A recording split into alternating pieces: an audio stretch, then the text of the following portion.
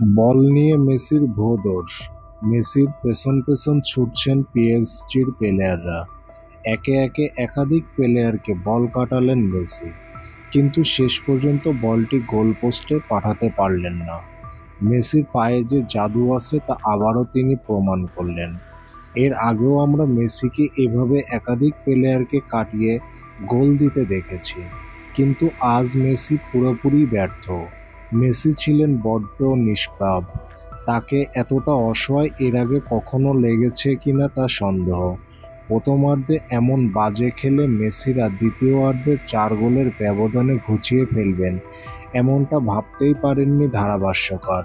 মাঠে অসহায় লাগছিল মেসিকে। মেসি যেদিন ভালো খেলতে পারে না, সেদিন মায়ামি যে গোল পায় না তার আরও একটি বড় উদাহরণ হয়ে থাকলো আজকের ম্যাচ। মেসির দল টুর্নামেন্ট থেকে বাদ পড়ে গেল আজকের ম্যাচ হারার কারণে।